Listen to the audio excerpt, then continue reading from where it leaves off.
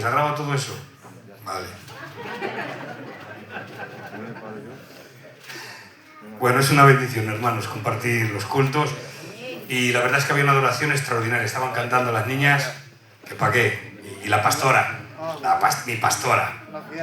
De verdad que estaban cantando muy bendecidas. Voy a continuar un poquito porque cuando suba por aquí, si Dios permite y no me cambia el plan, voy a hablar mucho del libro de Hebreos. Voy a hablar de Hebreos. Cada vez que suba por aquí voy a intentar hablar de Hebreos, ¿vale? Entonces vamos a preparar la situación. Escuchar bien, a ver si lo puedo hacer en breve. El libro de Hebreos, la carta del libro de Hebreos, se escribe, hacemos un poquito de referencia, se escribe cuando el templo todavía está activo. ¿Por qué? Porque todas las referencias que hay en el libro de Hebreos son en términos presentes, diciendo, porque cada año se ofrecen sacrificios, no dicen se ofrecían, dicen que se ofrecen. Y después hay uno de los textos muy importantes que dice, hablando del nuevo pacto, y dice el autor de Hebreos, porque llegando el nuevo pacto, lo viejo, dice, está pronto a desaparecer. Estaba hablando del templo, que pronto iba a ser destruido y desaparecer. ¿Sabéis, hermanos? Parece ser que el autor de Hebreos tenía en mente una profecía que dio Jesús. Porque Jesús profetizaba. Y Jesús dio una profecía saliendo con sus discípulos. Los discípulos le decían, mira maestro, qué edificios, qué gloria de templo, el templo lleno de oro, la majestad del templo. Y Jesús dijo, de cierto os digo que no quedará aquí piedra sobre piedra que no sea derribada.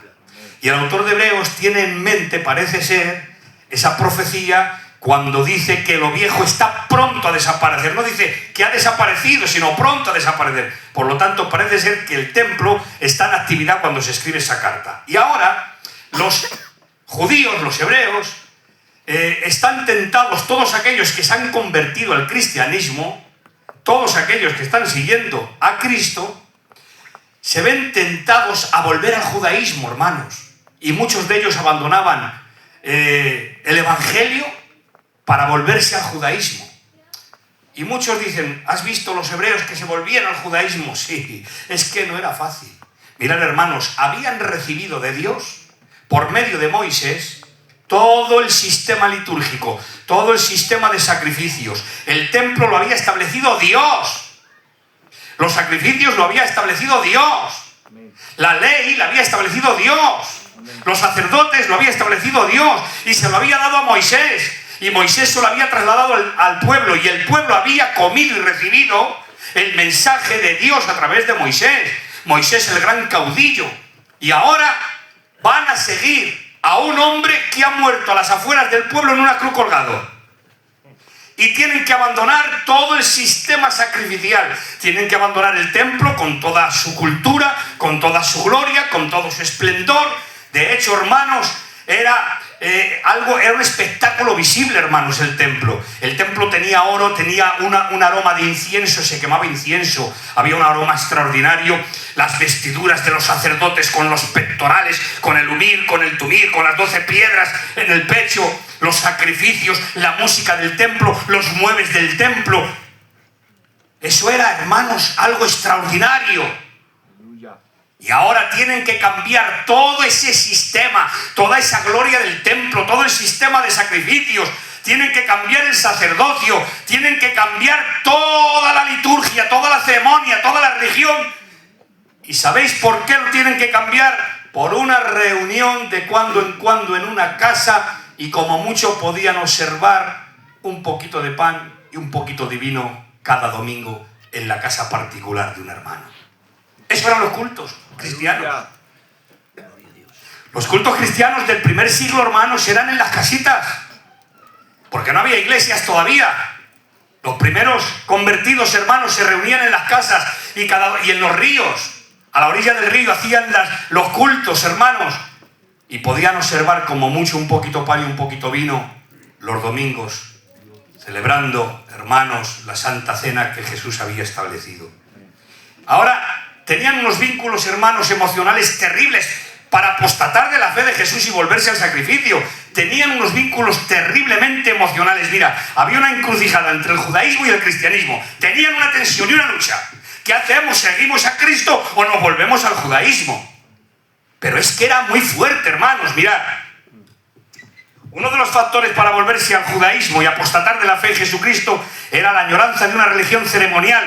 Estos creyentes se habían formado bajo un sistema religioso caracterizado por lo externo y la materia, aunque de origen divino. Dios lo estableció a través de Moisés. Qué orgullo sentirían al recordar el esplendor del templo, sus muebles, sus adornos, su música, su olor a incienso, las ricas vestiduras, los sacrificios. Todo se centraba en lo material y lo visible. Pero al convertirse a Jesucristo, hermanos, todo, hermanos, se centraba en una reunión de unos pocos en una casa. Pero ahora, hermanos, ¿qué era eso comparado con los símbolos y el sacrificio levítico? Esto le pasó a un hermano, que esto es un testimonio verídico, un hermano que era católico, se convirtió y era un hombre del Opus Dei. Era un hombre adinerado, de mucho dinero y de una alta sociedad. Y se convirtió. Y sabéis, hermanos, su primer culto, ¿dónde fue? En un garaje, en una trasera, en Madrid. Estoy hablando de un hermano paisano, con mucho dinero, de hombres de renombre, sus padres abogados, familia adinerada, eran del catolicismo, muy respetados, muy mirados, pero se convirtió al evangelio. Y su primer culto, ¿sabéis, hermanos, dónde fue? En una trasera, con 4 bancos, con 4 personas apenas sin estudios, y se convirtió al cristianismo. Y sabéis, hermanos, este hombre dijo: he cambiado el palacio por el pesebre. Y esto mismo le sucedía a los judíos. Habían cambiado el palacio por el pesebre. Aleluya. Y era muy fuerte eso, hermanos. De tal manera, tengo que deciros que el factor visual, hermanos, es tan poderoso. El mundo mide las cosas por lo material, por lo que se ve. Y algunos creyentes hebreos empezaban a avergonzarse de su fe. Se avergonzaban.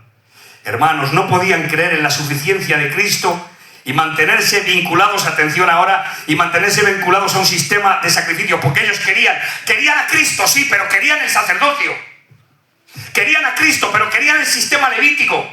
Querían a Cristo, pero querían seguir ofreciendo sacrificio. Querían a Cristo, pero querían seguir yendo al templo. Y hermanos, no podían creer en la suficiencia de Jesucristo y mantenerse vinculados a un sistema de sacrificios de animales invalidado por la cruz. No podían coger lo antiguo y lo nuevo.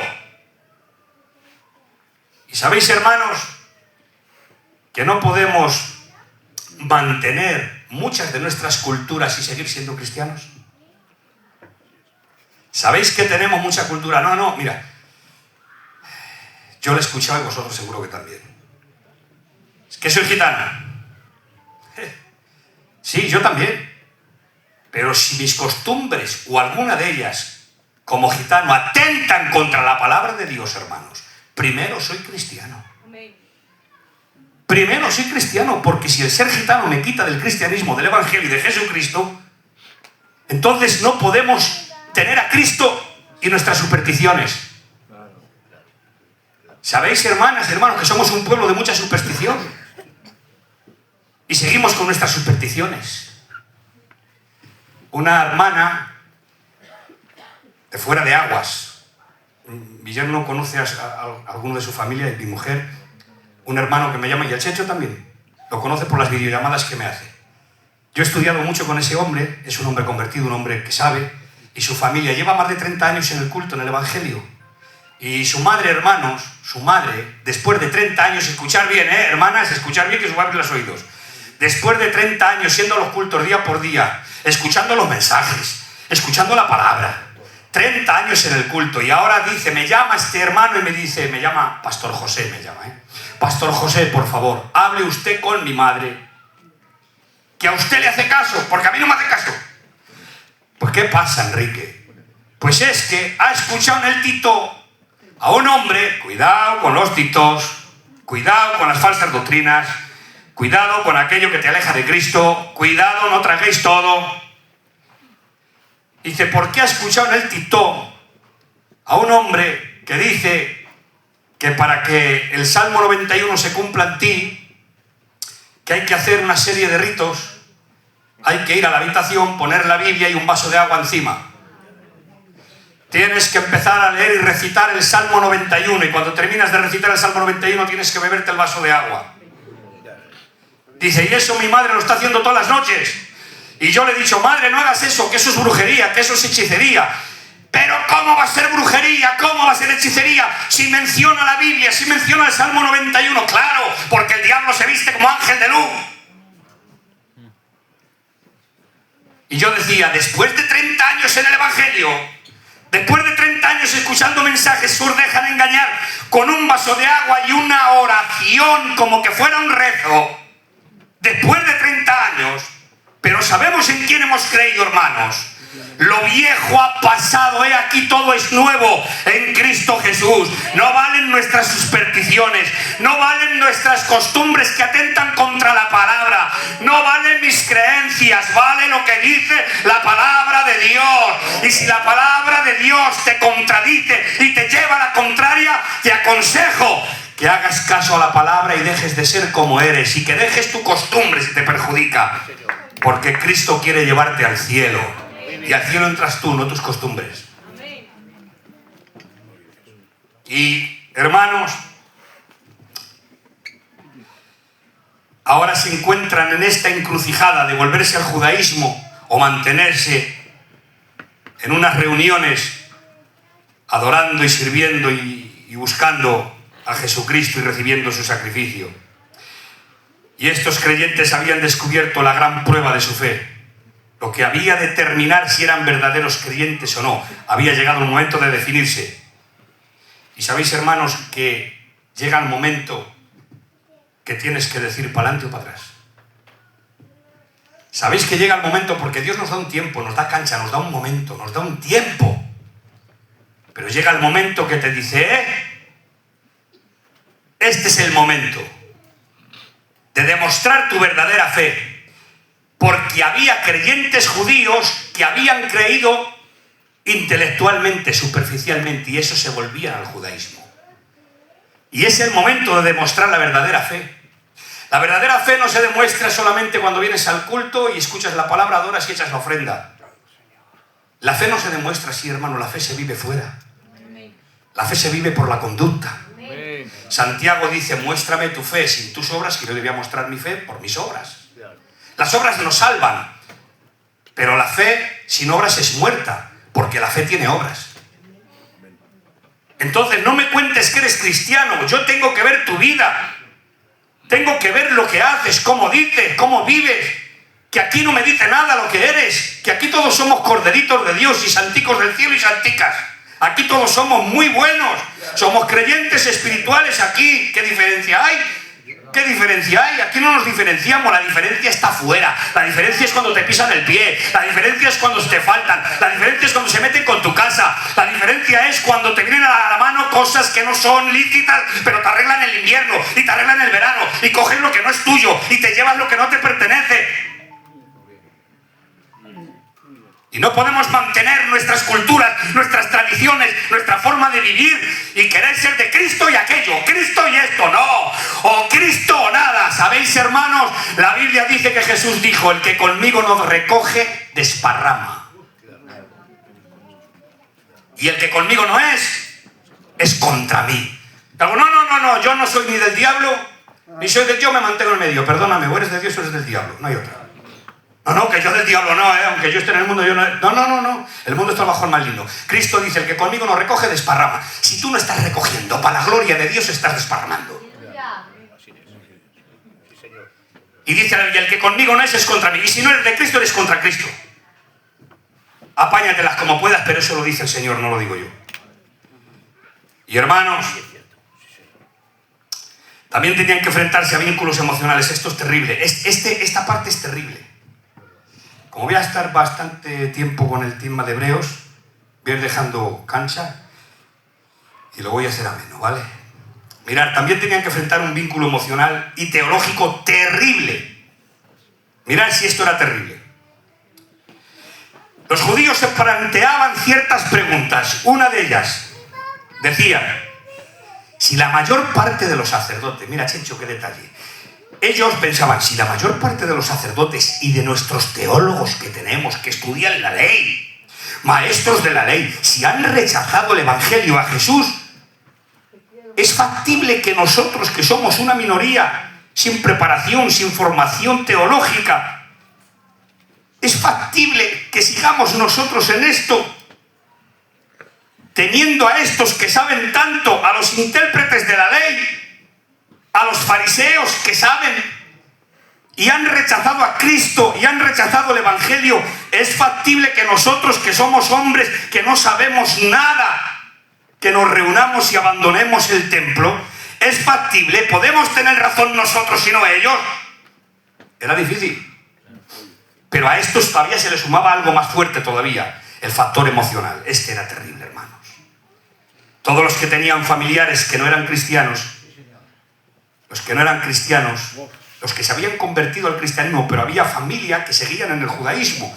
Y ahora los familiares que no se habían convertido les dirían, qué pena que este evangelio que has abrazado haya roto la unidad familiar y el vínculo judío. Pero piensa en el templo. Oh Dios. Piensa en lo que has dejado, piensa que nos lo dio Moisés. Y ahora te vas detrás de un Cristo crucificado que ha muerto en una cruz. Y te vas con 4 que no saben de letras. Y rompes a la familia y te vas detrás de un Cristo moribundo. Y nos dejas a nosotros y la gloria del templo y nuestro judaísmo que nos han dejado nuestros padres. Rompes el vínculo familiar. Y me llevó, hermanos, esto a pensar en las palabras que Cristo dijo. Mirad lo que dijo Cristo. Mateo 10:34. No penséis que he venido a traer paz a la tierra, sino espada, a poner al hombre contra su padre, a la hija contra su madre y a la nuera contra la suegra. Los enemigos de cada cual será su propia familia. Claro, ahí se cumplía, ahí se cumplía. Los propios de la familia eran los enemigos, porque habían roto el vínculo familiar por seguir a un Cristo que había muerto en la cruz. Ahora, hermanos, después de todo esto, sale al paso el autor de Hebreos corrigiendo todo esto y dándoles luz para que sigan hacia adelante, y les empieza a exhortar y les dice, vosotros no habéis sufrido hasta la sangre. Es decir, habéis sufrido cosas, pero no habéis sufrido hasta la sangre. Ha habido otros antes que nosotros que han muerto por este Cristo, que han dado su vida y su sangre. Vosotros todavía no habéis sido azotados, ni aserrados, ni crucificados, ni maltratados. Pero les ha habido antes que vosotros. Y ahora, hermanos, el autor de Hebreos les dice los propósitos principales de su carta. La primera era confirmarles en la fe. La segunda, la exhortación a la madurez. La tercera, la superioridad del Evangelio comparado con el culto levítico del templo. La cuarta, la proclamación de la gloria y superioridad de Jesucristo. Y la quinta, demostrar la relación entre el antiguo pacto y el nuevo pacto en Jesucristo. La primera, confirmarles en la fe. Y el autor de Hebreos les hace entender que la fe que salva no es una fe de emoción, no es euforia. No es lo que hayas sentido, es que he sentido escalofríos y la carne de gallina. No es lo que hayas sentido, es que te has emocionado y has empezado a saltar y te has caído para atrás. Que no es esa la fe que salva.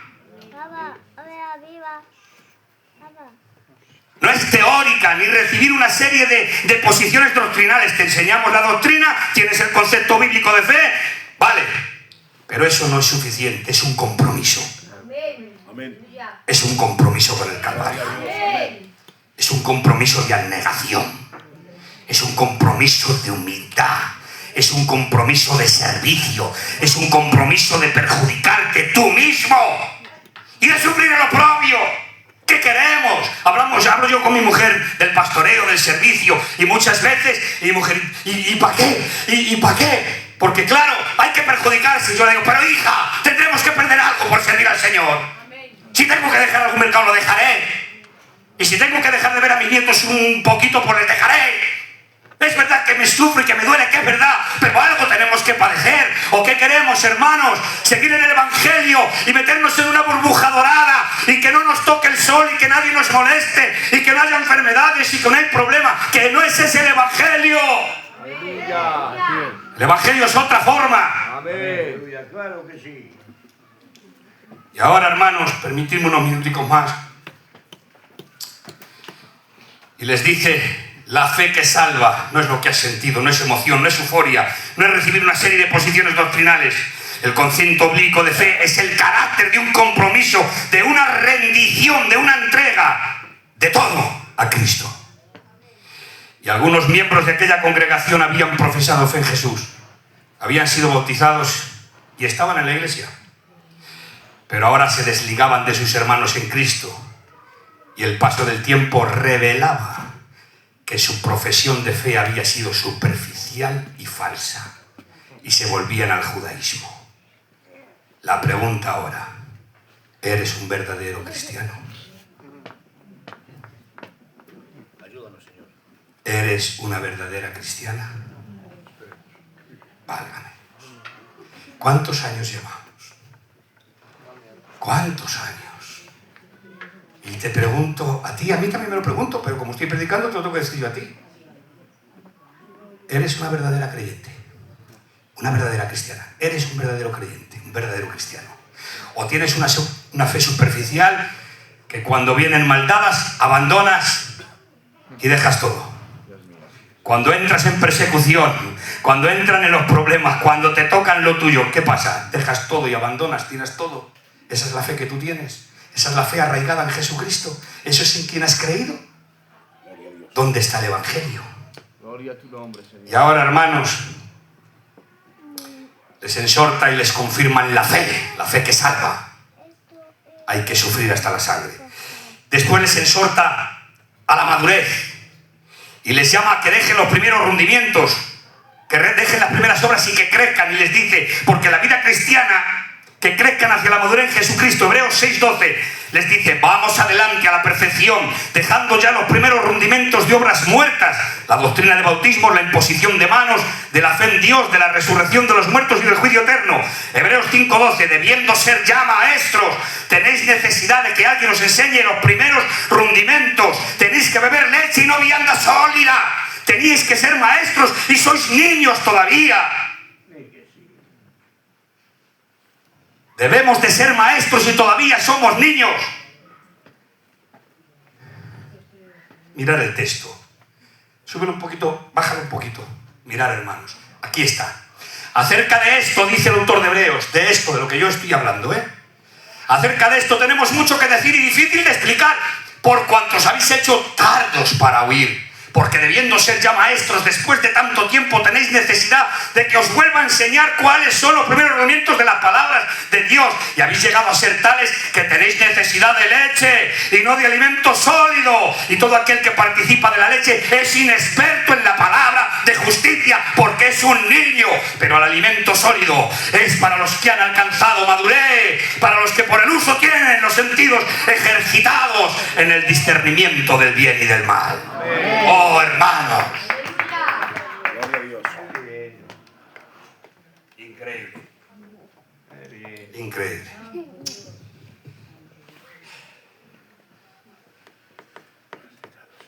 Aquí es como que dijera, habéis empezado bien, pero estáis en peligro de volveros atrás. Y hemos empezado bien, tío Curro, empecemos muy poquitos, en la calle Virgen de las Aletas. En la calle Virgen de las Aletas, que vivía el tío Curro enfrente. Y recuerdo que empecemos a ir todos allí porque se empezó, hermanos, se empezó en la casa de mi padrecico haciendo vigilias. No había iglesia, se empezó haciendo vigilias. Y yo pues salía con los amigos, ya sabéis, éramos jovencicos, y íbamos con los amigos.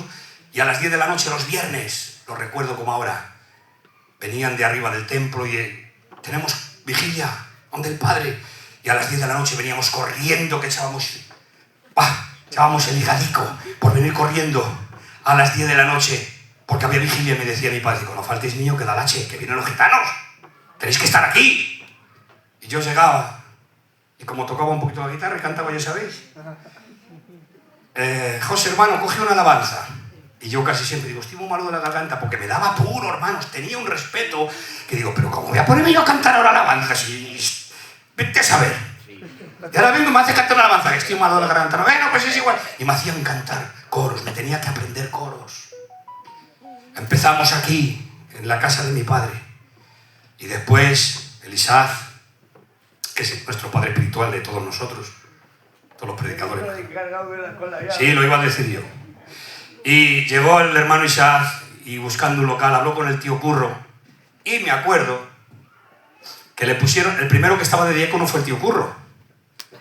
Abría la puerta, pasaba la ofrenda y con mucho respeto, hermanos, a los hábitos. Me compré un subier para dormir en aquella habitación. y escuchar bien, hermanos. Y pasaba la ofrenda. Pero en medio de la oración, porque éramos nuevos, si éramos inconversos, pero nos habían abierto la iglesia y empezábamos a hacer oraciones, pero no estábamos sin convertir, estábamos oyendo el evangelio. Y el tío Curro pasaba la ofrenda y lo recuerdo, yo estaba en el coro, yo en el coro cantando y mi cuñado César con el piano.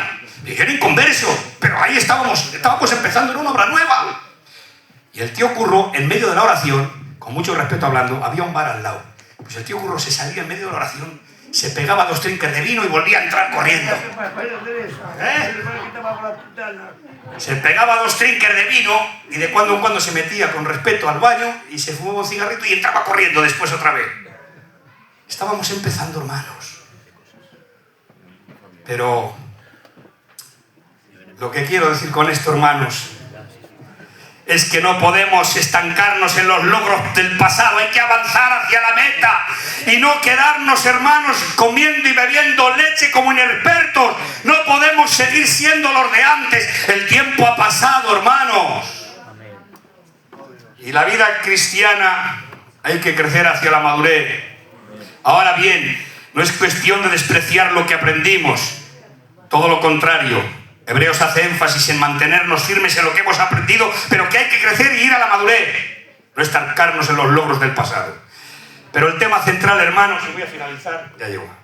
Bueno, voy a dejarlo aquí y así lo hago muy bien. Y así otro día esperáis. Pero el tema central, que este ya no le toco para el siguiente tema, si Dios quiere. El tema central de Hebreos es la superioridad de Cristo y su sacerdocio. Amén. Un aplauso y que Dios os bendiga.